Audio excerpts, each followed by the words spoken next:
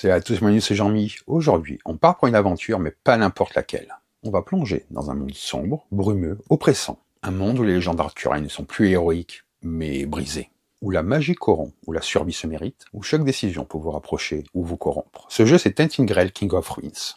Ici, on parle d'un jeu pour 1 à 4 joueurs, des durées de partie de 90 à 120 minutes, mais en réalité, c'est bien plus qu'une simple session. C'est une campagne, une expérience narrative qui s'étale sur plusieurs chapitres. Le jeu est recommandé à partir de 14 ans. Il est signé Andrzej Peszkajewicz, Michael H., Christophe Pikorski et Konrad Suliski. J'espère que j'ai pas écorché leur nom. Il est édité par Auken Rims, un éditeur reconnu pour ses jeux ambitieux et narratifs. Côté illustration, de nombreux artistes y ont participé, vous aurez en description de la vidéo tous leurs noms. Ils participent à donner au jeu cette identité visuelle très forte. Très sombre, presque mélancolique. Et c'est justement ce qui frappe immédiatement. Tainted Grail ne cherche pas à nous raconter une épopée lumineuse. Il nous entraîne dans une version altérée, presque crépusculaire, des mythes celtes et arthuriens. Un Avalon rongé par le weird, un monde qui se désagrège lentement. Ici, vous incarnez des personnages imparfaits, des survivants, des êtres qui avancent dans un combat qui semble perdu d'avance. On est sur un jeu narratif, un jeu d'exploration, un jeu de gestion de ressources, un jeu de tension. Mais c'est un jeu où les règles ne sont pas seulement mécaniques, elles servent l'histoire. Chaque journée est un cycle, chaque exploration peut changer le monde,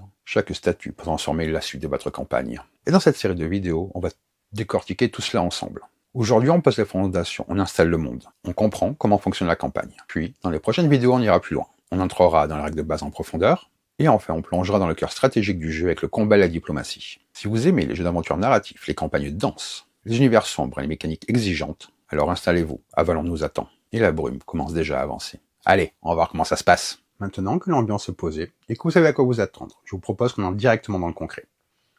Dans cette vidéo, on va se concentrer sur les fondations du jeu. On va voir comment fonctionne la structure générale d'une partie, comment se déroule une journée complète, comment s'organise l'exploration, comment se met en place la campagne, et surtout, comment le jeu articule narration et mécanique. L'objectif ici n'est pas d'entrer dans les combats ou les subtilités avancées.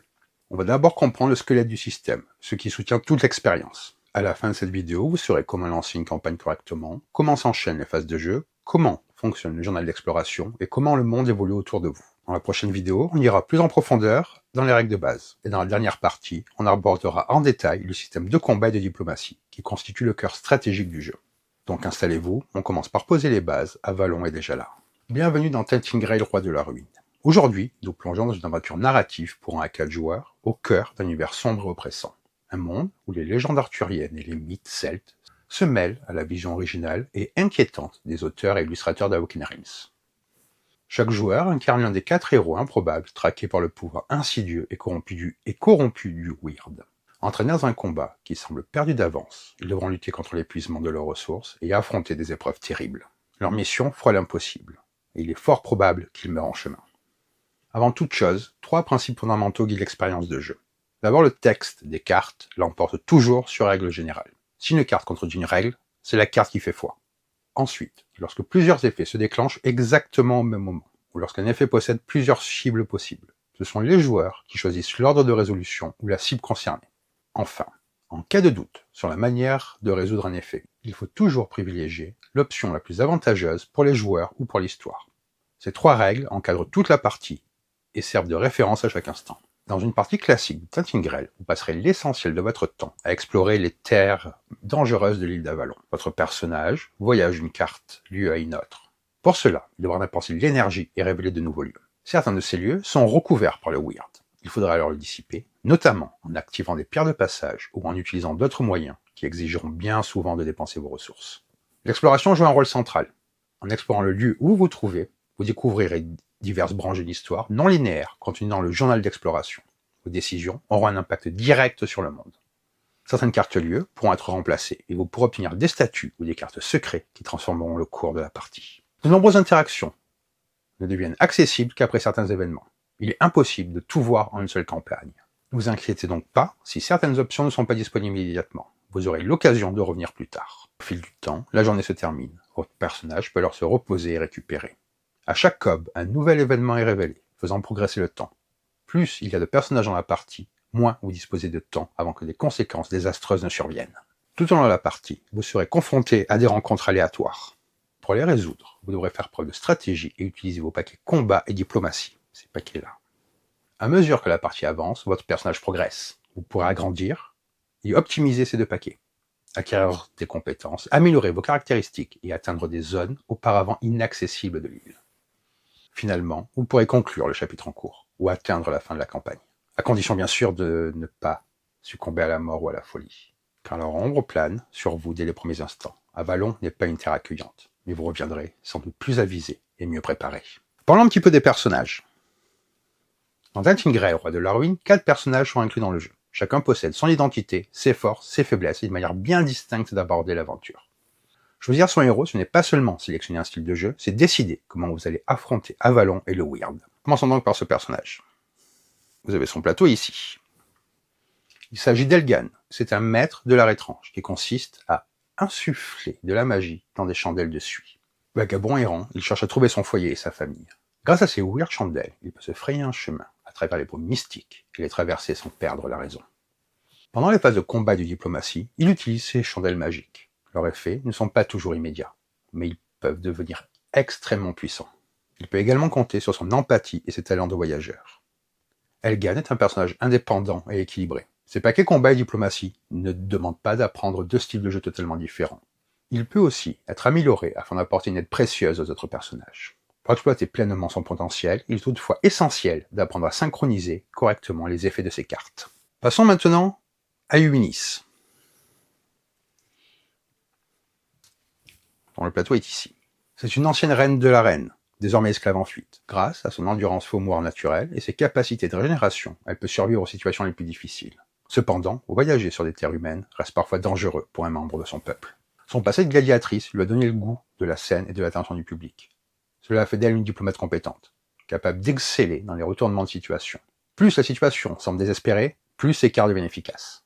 Au combat, ses années passées dans l'arène ont fait d'elle une guerrière puissante et téméraire. Certaines de ses cartes lui permettent de sacrifier sa santé pour déclencher des effets redoutables. Lorsque vous la jouez, il est essentiel d'apprendre à utiliser votre niveau de santé à votre avantage. Elle s'adresse particulièrement à ceux qui aiment enchaîner de longues séquences de cartes et qui n'ont pas peur de sacrifier certaines ressources. Elle est davantage orientée vers le combat, mais peut aussi adopter une approche plus diplomatique. Ici, nous avons Gerdwin, dont vous retrouvez le plateau ici. C'est une arbalétrière en armure lourde, formée au sein d'une célèbre bande de mercenaires. Son équipement peut être encombrant, mais elle est capable d'abattre des créatures dangereuses à distance. Ses capacités de combat sont simples à prendre en main. Elle dispose d'attaques dévastatrices peu fréquentes qui demandent de la préparation. Elle possède également l'une des meilleures cartes d'annulation des dégâts parmi tous les personnages. En diplomatie, elle se montre impulsive. Son paquet lui permet de tirer parti de la défausse et du retrait de cartes diplomatie. Cela peut l'aider à s'en sortir lors des négociations. Même si ces méthodes ne plaisent pas toujours à ses compagnons. Elle constitue un excellent choix pour celles et ceux qui souhaitent un personnage combatif, simple et efficace, capable d'encaisser les coups les plus puissants. Elle est aussi adaptée aux joueurs qui veulent aborder la diplomatie sous un angle différent. Ici, nous avons Osberd, que vous retrouvez là. C'est un flambeur un peu filou, qui parcourt le monde accompagné de son compagnon, une belette nommée Cliffard. Grâce à son intelligence, il peut créer des objets utiles dans de nombreuses situations. Cependant, il est le plus fragile des 4 personnages et doit se méfier des monstres qui arpentent Avalon. En diplomatie, cet artiste est inhérent et négociateur habile. Il offre une grande variété de stratégies pour chaque situation, et peut même rendre certaines négociations très lucratives. En revanche, au combat, ses capacités reposent principalement sur l'évitement des attaques ennemies. Il dispose néanmoins de quelques effets précis et puissants qui demandent une mise à place attentive. C'est un excellent choix si vous souhaitez privilégier les solutions diplomatiques ou si vous appréciez les effets puissants nécessitant une planification minutieuse. Dans les parties à 2 joueurs, il est recommandé d'associer Elgan à Eunice ou Gerdwin à Osberd. Leurs objectifs personnels respectifs se concluent dans la même région. 4 héros, 4 approches, 4 façons d'affronter le Weird. À vous de décider qui vous portera votre histoire. Nous allons maintenant voir comment mettre en place la campagne. Si vous reprenez une campagne déjà commencée, il n'est pas nécessaire d'effectuer toute cette préparation. Il suffit de suivre les instructions consacrées à la sauvegarde, que j'aborderai plus tard. Ici, nous allons détailler la mise en place complète, étape par étape. Chaque tuile de personnage représente les atouts et les défauts du héros choisi. La capacité d'un personnage correspond généralement à une action supplémentaire qu'il peut effectuer pendant la journée. Sa faiblesse, quant à elle, est le plus souvent liée au lieu ou à sa manière de voyager. Lorsque je parle de tuiles, je parle de cela, qui se met dans les plateaux. Ici, vous avez les faiblesses et les capacités. Sur ces tuiles, des repères rouges indiquent les positions de départ des différentes pistes et caractéristiques. Ils servent de référence pour placer correctement vos marqueurs lors de l'installation. Vous commencez par choisir votre personnage. Ensuite, lisez ses lettres de départ, puis prenez sa figurine ainsi que son plateau. Ensuite, vous indiquez les niveaux de départ d'énergie et de terreur en repérant les pistes correspondantes sur votre plateau. Placez des marqueurs dans les cases de départ mises en évidence par l'aide de repères rouges. Placez ensuite le marqueur de santé sur la case de départ de la piste correspondante. Cette position est elle aussi indiquée par deux repères. Vous devez ensuite indiquer vos caractéristiques et vos ressources de départ. Vous placez des marqueurs dans les cases marquées par des repères rouges, sous le nom des caractéristiques sur votre plateau. Chaque personnage débute l'aventure avec des ressources supplémentaires spécifiques. Elgan commence avec 2 nourritures et un magie. Geldwin commence avec 2 nourritures et une richesse. Eunice commence avec 3 nourritures. Osbert commence avec 1 nourriture, une richesse et un magie. Vous allez ensuite construire vos paquets de départ. Chaque joueur prépare un paquet de combat de 10 cartes et un paquet de diplomatie de 10 cartes. Vous prenez les 10 cartes combat de base et les 10 cartes diplomatie de base portant le nom de votre personnage et la lettre B dans la partie inférieure. Vous mélangez ces deux paquets séparément. Placez le paquet de cartes combat à gauche et le paquet de cartes diplomatie à droite. Les autres paquets portant votre nom et la lettre A constituent votre réserve de progression. Placez-les derrière les séparateurs que vous avez dans la boîte et rangez-les dans les compartiments dédiés. Une fois que tous les joueurs ont terminé la préparation de leur personnage, vous pouvez installer le monde. Commencez par disposer le lieu de départ. Pour la campagne des Rois de la Ruine, il s'agit de la carte 101. Placez-la au centre de votre zone de jeu, face dégagée visible. Puis ajoutez les figurines des personnages qui participent à la partie. Consultez ensuite la clé de direction située sur le bord supérieur du lieu de départ. Cherchez la carte du lieu correspondant au numéro indiqué, à savoir la carte 102. Et attachez-la à la clé de direction avec sa face weird visible. Laissez le reste du paquet lieu à proximité. Le plateau peut rapidement s'étendre. Il est donc important de laisser de l'espace autour du lieu de départ. Préparez ensuite les paquets secrets et objets. Prenez tous les objets A, les cartes objets consommables et les cartes secrets petit format. Formez des piles séparées sur la table. Mélangez séparément les deux paquets objets, mais ne mélangez pas le paquet secret. Toutes les cartes secrets au format standard sont placées dans la boîte de sauvegarde du monde, avec les séparateurs appropriés. Chaque carte secrète de ce format possède un numéro dans le coin inférieur gauche de son recto. Ce paquet ne doit jamais être consulté, sauf instruction explicite, vous demandant de prendre une carte précise. Lorsqu'il faut chercher une carte, il est recommandé de ne regarder que la bannière indiquant le numéro, en utilisant la première carte du paquet pour masquer les autres. Prenez ensuite une fiche de statut vierge. Elle servira à noter les statuts obtenus par votre groupe, ce qui modifie de façon permanente la manière dont les lieux et les personnes interagissent avec vous.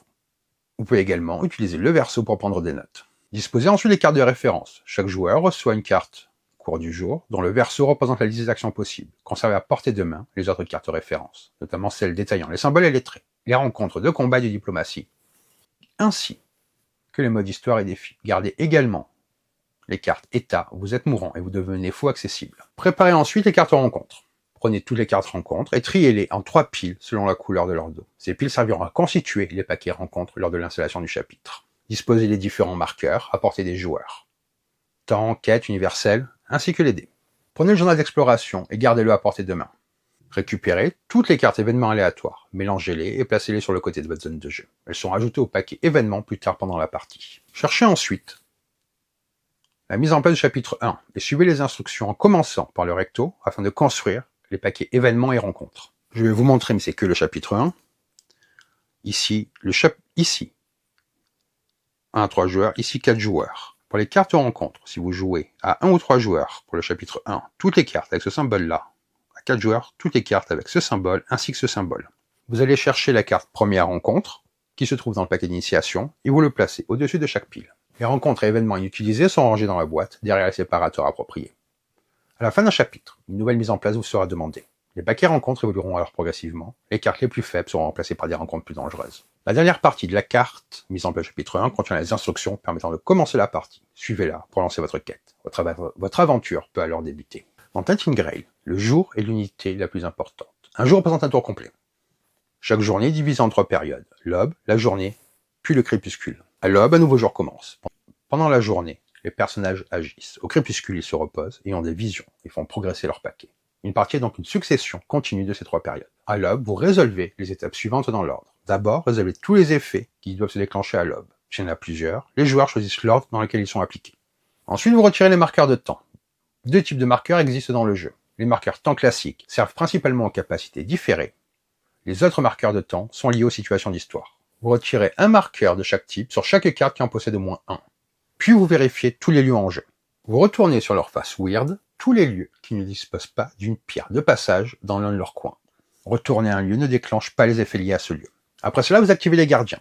Les gardiens sont des rencontres errantes spéciales. S'il y en a en jeu, lancez le dé gardiens, c'est donc ce dé-là. Vous le lancez pour chacun d'eux, dans l'ordre de votre choix, puis vous résolvez chaque résultat selon les règles correspondantes. Videz ensuite la zone événement actif, défaussez tous les événements qui ne sont pas liés à une quête. Les cartes événements aléatoires, ainsi défaussées, sont placées au bas de leur pile. Les cartes événements spéciales et événements d'histoire sont rangés dans la boîte. Les événements comportant des quêtes restent en jeu jusqu'au moment indiqué. Ensuite, vous révélez un nouvel événement. Vous prenez la première carte du paquet événement, vous la lisez, puis vous la placez dans la zone d'événements actifs. L'heure est terminée, la journée peut commencer. Durant cette période, les joueurs effectuent des actions l'une après l'autre, dans l'ordre de leur choix. Un joueur peut enchaîner plusieurs actions. L'ordre peut être modifié à tout moment. La phase prend fin lorsque tous les joueurs acceptent de passer au crépuscule. Chaque action possède un symbole indiquant son coût. Il existe 3 types de principaux en coût. Certaines actions demandent de payer un coût en énergie. Pour cela, vous descendez votre marqueur du nombre de cases indiquées sur la piste correspondante. D'autres demandent un coût de santé. Vous descendez alors le marqueur de santé du nombre de cases requis. Si après cela, le marqueur santé se retrouve au-dessus du marqueur correspondant à la limite indiquée sur la piste, vous déplacez ce marqueur limite sur la même ligne que le marqueur santé. Certaines actions demandent enfin un coût en terreur. Dans ce cas, vous montez votre marqueur sur la piste du nombre de cases indiquées. Si vous ne pouvez pas payer la totalité du coût, vous ne pouvez pas effectuer l'action. Lorsqu'au moins 2 personnages se trouvent dans le même lieu, ils peuvent effectuer une action en tant que groupe, selon des règles spécifiques aux actions de groupe. Il existe 6 actions principales dans le jeu. Explorer. Cette action n'est disponible que dans un lieu dégagé, sans gardien. Chaque lieu regorge de légendes, de secrets ou de tâches à accomplir. L'exploration est votre principal moyen de le découvrir. Le coût de base de l'exploration est de 0. Cependant, certaines décisions ou options supplémentaires peuvent coûter de l'énergie. Pour explorer, ouvrez le journal à la page correspondant au lieu et lisez en commençant par le haut. Donc par exemple là, 101, et je commence par le haut. Je vais vite refermer que ça ne vous spoil pas trop. Lorsque vous atteignez la mention indiquant la fin de l'exploration, refermez le journal et poursuivez votre journée. Vous pouvez explorer de nouveau si vous le souhaitez. Si vous explorez en groupe, le coût des décisions et des options n'augmente pas avec le nombre de participants, sauf si la mention précise par membre du groupe ou par personnage. Voyager. Pour voyager, vous devez toujours payer un point d'énergie. Après avoir payé ce coût, vous déplacez votre personnage vers n'importe quel lieu relié à celle que vous occupez. Si 2 lieux sont physiquement à côté, mais qu'aucune clé de direction ne les relie, cela signifie que vous ne pouvez pas voyager entre eux. Des obstacles comme des montagnes, des murailles ou de larges rivières peuvent bloquer le passage. La journée continue ainsi, action après action, jusqu'à ce que vous décidiez collectivement d'entrer dans le crépuscule. Et à chaque nouveau lever de soleil, avant l'on change. Et reprenons la journée où nous l'avions laissée, après avoir payé le coût de voyage et déplacé votre personnage vers un nouveau lieu. Dès que vous arrivez sur un lieu, vérifiez si le lieu possède un symbole éclair au recto de sa carte. Comme ici. Tout effet précédé de ce symbole va être résolu immédiatement lorsque vous entrez dans ce lieu. Certains lieux affichent également un symbole à côté de leur effet. Ce symbole limite la fréquence de déclenchement de cet effet. Une fois ces effets résolus, vérifiez si votre voyage révèle de nouveaux lieux. Observez les clés de direction situées sur les bords du lieu. Cherchez dans le paquet des cartes correspondantes au numéro indiqué et attachez-les aux clés appropriées, face visible selon les règles suivantes. Si le lieu que vous reliez ne possède pas de pierre de sagesse dans l'un de ses coins, placez-la sur sa face ouest visible. S'il possède au moins une pierre de passage, placez-la face dégagée visible. Si après la résolution d'un effet déclenché à l'arrivée, vous ne vous trouvez plus dans ce lieu, vous n'y attachez aucun nouveau lieu. En groupe, le coût de voyage devient de 1 par membre de groupe, et toute règle déclenchée par un nouveau lieu doit être résolue en groupe. Juste avant de déclencher cet effet, si d'autres personnages sont présents dans le lieu atteint, ils peuvent se joindre à vous pour le résoudre en groupe. Si le lieu où vous trouvez possède une pierre de passage vide dans l'un de ses coins, ça signifie qu'une pierre de passage inactive peut être activée. Pour cela, choisissez l'une des options suivantes. Soit, pour chaque personnage en jeu, payez un magie, un richesse ou un nourriture. Soit offrir le prix du sang. Payez 3 points de santé par personnage en jeu et gagnez 2 magies par personnage en jeu. Vous devez être capable de payer entièrement le coût, de gagner pleinement la récompense. Placez ensuite une figurine pierre de passage dans une case vide de votre lieu. Tous les lieux adjacents actuellement face weird visible et en contact avec cette pierre sont immédiatement retournés sur leur face dégagée. Si toutes les figurines de pierre de passage sont déjà utilisées, prenez-en une sur n'importe quel lieu et placez-la dans votre lieu actuel. En groupe, les coûts peuvent être répartis librement entre les membres, y compris la perte de santé et de gains de magie lors du prix du sang. Attention, lorsqu'un effet fait référence au nombre de personnages en jeu, il s'agit du nombre total de personnages participant à la partie, pas seulement de ceux présents dans le groupe. Si vous êtes dans un lieu contenant un gardien, vous pouvez le défier. Vous commencez alors une rencontre avec le gardien de votre choix présent dans ce lieu, en suivant les règles de combat et de diplomatie selon le type de rencontre, ce que j'aborderai dans une autre vidéo. En groupe, la rencontre est résolue ensemble. La plupart des lieux possèdent une action imprimée au recto de leur carte. Un personnage présent peut effectuer cette action en payant le coût indiqué. Ces actions sont souvent essentielles, elles permettent de récolter ou d'échanger des ressources cruciales. Il est donc important de les surveiller et de planifier vos déplacements en conséquence. Certains lieux affichent un symbole limitant la fréquence d'utilisation de leur action. En groupe, l'action de lieu est activée une seule fois, le coût est payé collectivement et le résultat est appliqué une seule fois. Les membres peuvent répartir le coût comme ils le souhaitent. Si une rencontre est déclenchée, elle est résolue en groupe. Chaque personnage possède une capacité personnelle indiquée. Certains objets, secrets et compétences accordent également des actions supplémentaires. Seul votre personnage peut utiliser une action provenant de sa tuile, d'une de ses cartes secrètes, d'un objet ou d'une compétence. Cependant, les autres membres peuvent vous aider à payer le coût en énergie. Le personnage qui effectue l'action doit toujours payer au moins une partie du coût, qu'il s'agisse d'énergie, de santé ou de terreur, si ces éléments font partie du coût. Dans Tainted Grail, les joueurs sont libres de former des groupes et de se séparer à tout moment. Vous pouvez voyager ensemble, combattre ensemble, négocier ensemble, puis vous séparer avant de vous retrouver plus tard face à un nouveau danger. Chaque fois qu'un personnage effectue une action, les autres personnages présents dans le même lieu peuvent choisir de le rejoindre. Si le joueur actif accepte, ils forment un groupe et résolvent l'action ensemble. Tous les personnages d'un groupe sont appelés membres du groupe. En groupe, vous pouvez payer à la place d'un autre membre des coûts en énergie, en santé, en nourriture, en richesse ou en magie. Vous pouvez même couvrir l'intégralité du coût pour les autres. La seule exception concerne les actions provenant de votre tuile personnage, de vos compétences ou de vos cartes secrètes ou objets. Dans ce cas, vous devez toujours payer au moins une partie du coût vous-même. Toute action de groupe doit être approuvée par tous les membres. Si un personnage ne souhaite pas participer à une action spécifique, il doit quitter le groupe avant que l'action commence. Il est impossible de quitter un groupe au milieu d'une action. Par exemple, vous ne pouvez pas quitter un groupe pendant que vous effectuez des choix au cours d'une exploration. Si un personnage est retiré d'une rencontre survenant pendant une exploration, notamment à cause de l'effet où vous êtes mourant, ou parce qu'il fuit un combat, il est temporairement retiré pour les effets qui concernent chaque membre. Une fois la rencontre terminée, il rejoint immédiatement le groupe et doit poursuivre l'exploration. Ainsi se déroule la journée entre déplacements risqués, activations stratégiques, rencontres imprévues et alliances temporaires. Avalon ne pardonne pas l'improvisation, chaque action compte. Lorsque tous les joueurs sont d'accord, la journée prend fin, le crépuscule commence. Rappel important, votre marqueur impose une limite à votre énergie. Votre énergie ne peut jamais dépasser cette limite. Pour fluidifier la partie, un joueur engagé dans une rencontre peut la résoudre pendant que les autres effectuent leurs propres actions. De la même manière, il est conseillé d'anticiper la dépense de l'expérience et les modifications de vos paquets combat et diplomatie avant d'arriver à cette phase. Le crépuscule se résout personnage par personnage dans l'ordre. Résoudre les effets du crépuscule. Si des effets liés à des objets, des compétences ou autres éléments doivent se déclencher au crépuscule, résolvez-les immédiatement. S'il y en a plusieurs, les joueurs choisissent l'ordre de résolution. Si vous n'êtes pas épuisé, replacez votre marqueur sur la case de départ de votre piste d'énergie. Si vous êtes épuisé, vous gagnez 4 énergies. Vous pouvez payer une nourriture une seule fois pour gagner 1 point de santé. Vous pouvez également payer une nourriture supplémentaire pour gagner 1 point de santé supplémentaire et perdre une terreur. Si vous vous trouvez sur un lieu face wither visible, vous perdez 2 points de santé et vous gagnez 2 terreurs. Si vous disposez d'expérience, vous pouvez la dépenser. Elle permet d'augmenter vos caractéristiques, d'acquérir de nouvelles compétences ou d'ajouter de nouvelles cartes, combat et diplomatie à vos paquets. Vous allez pouvoir optimiser vos paquets de combat et diplomatie avec les cartes gagnées. Vous pouvez également retirer des cartes de vos paquets si vous le souhaitez. Ces cartes ne retournent pas dans la réserve de progression. Placez-les à côté de votre plateau ou dans votre compartiment de sauvegarde. Chaque paquet doit contenir au minimum 10 cartes. Si le lieu dans lequel vous vous trouvez comporte une vision, vous pouvez consulter la page correspondante dans le journal. Tous les personnages présents dans le même lieu résolvent cette vision ensemble. Lire une vision n'est pas obligatoire. Il n'est pas nécessaire de la répéter. Il est toutefois recommandé de toutes les lire au moins une fois. Les visions fournissent souvent des conseils utiles ou révèlent des éléments importants de l'histoire. Une fois toutes ces étapes résolues, pour chaque personnage, un nouveau jour commence, et avec lui de nouveaux dangers. Dans une partie à 2, 3 ou 4 joueurs, il est recommandé qu'un joueur endosse le rôle de chroniqueur. Tout en restant un joueur à part entière, le chroniqueur devient l'équivalent d'un maître de jeu. Il lit ou paraphrase les paragraphes, il effectue les tâches d'entretien, comme révéler les cartes événements, retirer les marqueurs de temps, lancer des gardiens. Il tient à jour la fiche de sauvegarde, en notant les statuts obtenus et en s'y référant si nécessaire. Il ajoute une nouvelle carte lieu, remplace ou modifie celles qui doivent l'être. Il distribue les cartes objets et secrets. Enfin, il sert d'arbitre et prend la décision finale en cas de situation conflictuelle. La présence d'un chroniqueur n'est pas obligatoire et n'influence pas directement les règles. Mais désigner une seule personne pour assumer ses responsabilités permet de réduire les temps morts, d'éviter les erreurs et de renforcer l'immersion. Pouvoir écouter le récit des épreuves traversées par le groupe maintient l'attention de chacun et renforce l'atmosphère unique de l'aventure. Le jour s'achève, la brume avance, et Avalon ne dort jamais. Le journal d'exploration est le cœur narratif du jeu. C'est lui qui donne vie au lieu, aux décisions, aux conséquences. Chaque exploration, chaque souvenir, chaque révélation passe par lui. Pour l'utiliser correctement, il faut d'abord comprendre sa structure.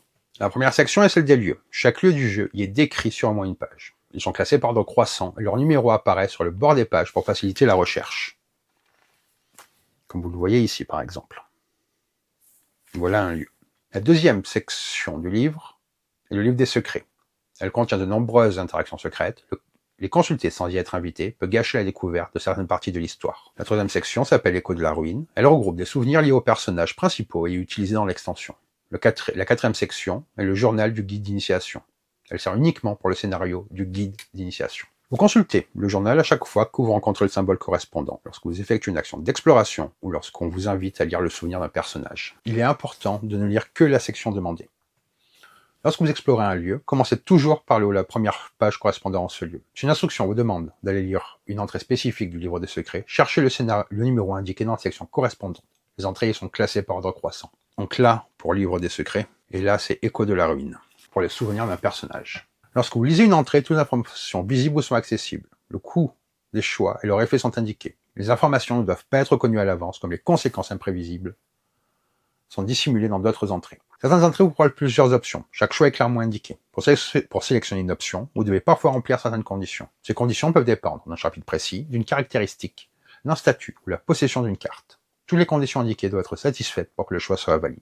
En gros, il suffit qu'au moins un membre remplisse chaque condition requise. Exemple, si un choix nécessite la carte secrète 13, si au moins 2 points dans une caractéristique donnée. Si un joueur possède la carte 13, tandis qu'un autre possède les 2 points requis, le groupe peut choisir cette option. Les formulations sont importantes et doivent être lues attentivement. Certaines conditions peuvent exiger la présence de tous les personnages dans le groupe. D'autres, un personnage précis. Il peut être nécessaire de posséder une partie spécifique d'un statut. Certaines options sont disponibles uniquement si vous ne possédez pas un statut donné. D'autres demandent un minimum dans une caractéristique. Il peut être demandé de payer une ressource, d'être dans un chapitre, de disposer d'un certain nombre de marqueurs sur le lieu, ou encore de posséder une carte secrète.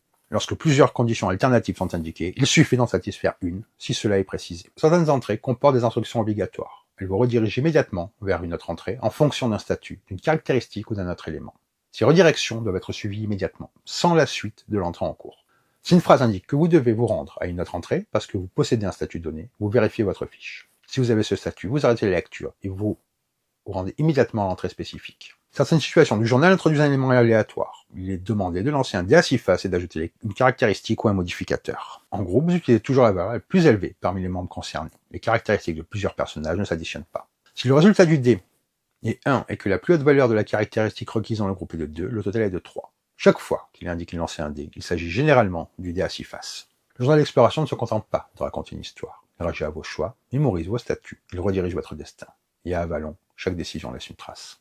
Approfondissons maintenant la manière dont le journal fonctionne en groupe, ainsi que la gestion des récompenses, des paiements et des informations dissimulées. Lorsque le journal indique que vous devez gagner, payer ou perdre une ressource, la formulation utilisée est essentielle. 3 cas distincts peuvent se présenter. Si l'entrée indique gagner 2 riches, cela signifie que le groupe gagne 2 richesses au total et peut les répartir entre ses membres. Si l'entrée indique chaque membre du groupe gagne 1 riche, alors chaque personnage présent dans le groupe en gagne 1.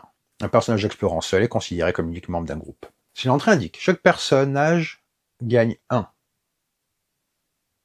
Chaque personnage gagne un riche. Cela concerne tous les personnages en jeu, qu'ils fassent partie ou non du groupe en train d'explorer. La distinction est fondamentale et doit être respectée exactement telle qu'elle est formulée. Au cours de la campagne, vous rencontrerez parfois des zones de texte colorées rouge ou bleu. Ces sections ne peuvent être lues qu'après avoir obtenu le filtre de révélation correspondant. Lorsque vous possédez le filtre approprié, placez-le sur l'entrée dissimulée afin de le déchiffrer.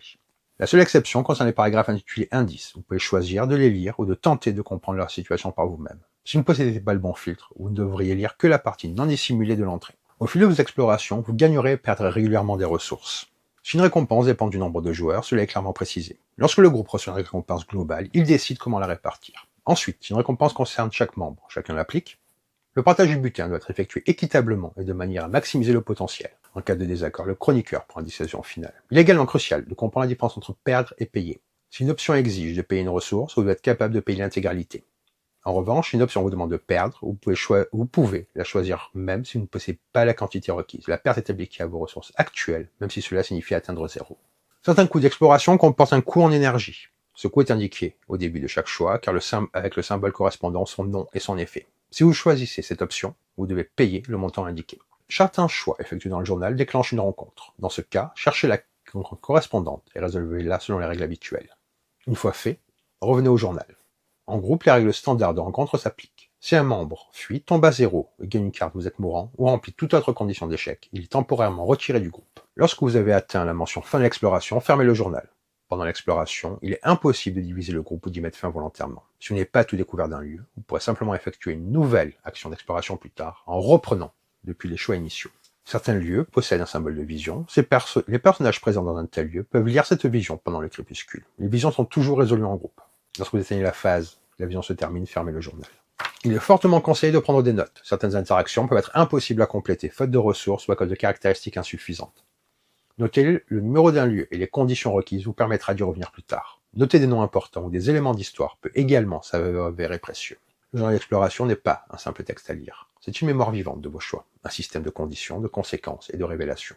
Plus vous avancez, plus Avalon se souvient. Si cette première vidéo vous plaît, pensez à laisser un like. Ça soutient énormément la chaîne et ça permet à ce type de contenu un peu dense d'exister. Si vous aimez les jeux narratifs ambitieux comme celui-ci, vous pouvez aussi vous abonner. Les prochaines vidéos vont encore plus en profondeur dans le système, notamment sur les règles de base, puis le combat et la diplomatie. Et dites-moi en commentaire, est-ce que vous avez déjà commencé une campagne de Tainting Grail? Est-ce que vous jouez plutôt en solo ou en groupe? Et surtout, est-ce que vous avez survécu à vos premières journées? Je lis toujours vos retours et ça permet d'orienter les prochaines vidéos. Donc voilà pour cette première grande partie consacrée à Tainting Grail, le roi de la ruine. Nous avons pris le temps d'installer le monde, de comprendre la logique de la campagne, de poser les personnages, de voir comment se construit une journée complète, comment s'articule l'exploration, comment le journal structure la narration et comment le système encale les décisions des joueurs. Ce que l'on constate déjà, avant même d'entrer dans le détail des mécaniques les plus techniques, c'est que Tainting Grail repose sur une architecture extrêmement méthodique. Rien n'est laissé au hasard. La mise en place ne sert pas seulement à disposer du matériel, elle prépare une expérience persistante. Chaque carte posée sur la table devient un fragment du monde. Chaque statut inscrit sur la fiche modifie la réalité. Chaque lieu retourné, face weird, change la pression exercée sur le groupe. On comprend que le jeu ne fonctionne pas par séquences isolées, mais par accumulation de conséquences. Le journal impose un rythme, l'aube crée l'entretien et la menace, la phase d'action offre la liberté, une liberté contrainte par l'énergie, la santé et la terreur. Le crépuscule apporte le repos, mais aussi le prix du weird. Ce cycle permanent structure l'expérience. Et au centre de tout cela, le journal d'exploration agit comme un véritable moteur narratif. Il ne se contente pas de raconter une histoire, il conditionne les choix, il verrouille ou débloque les options, il exige des ressources, il vérifie les statuts, il redirige parfois brutalement le récit. On commence déjà à percevoir l'intention des auteurs. Créer un monde vivant, réactif et exigeant. Un monde où les règles soutiennent la narration et où la narration justifie les règles. Même sans avoir encore détaillé les systèmes de combat et de diplomatie, on sent que tout repose sur une tension permanente. Sur les ressources, tension sur le temps, tension sur les déplacements, tension sur les choix irréversibles. La mise en place, que certains pourraient considérer comme lourde, révèle en réalité une ambition, celle d'un jeu qui assume sa profondeur et sa densité. On est face à un système qui demande de l'attention, de la méthode et une vraie implication autour de la table. Ce n'est pas un jeu que l'on survole, c'est un jeu que l'on traverse, et ce n'est que le début. Car pour l'instant, nous avons installé le décor, nous avons compris comment fonctionne une journée, nous avons vu comment le monde se déploie et comment l'exploration s'organise. Nous n'avons pas encore abordé les mécaniques fondamentales qui soutiennent réellement les décisions des joueurs. Dans la prochaine vidéo, nous allons nous concentrer sur les règles de base dans le détail, la gestion des ressources, les statuts, les rencontres, les états critiques et toutes les interactions qui structurent la survie au quotidien. Nous irons encore plus en profondeur dans le système. Et enfin, dans la troisième partie de cette série, nous plongerons dans le cœur stratégique, le fonctionnement complet des combats et la diplomatie, les enchaînements de cartes, la construction et l'optimisation des paquets, la gestion des échecs, les risques calculés, les sacrifices nécessaires. Autrement dit, là où l'aventure devient un véritable affrontement. Pour l'instant, Avalon est en place, les lieux se dévoilent, les pierres de passage attendent d'être activées, les gardiens errent, le weirdo progresse. Les héros sont prêts, mais survivre ici ne dépend pas seulement du courage, cela dépend de la compréhension des règles. On se retrouve très vite pour la suite, la brume s'épaissit, l'histoire ne fait que commencer. Et sur ce, je vais vous dire bonne partie et bon jeu!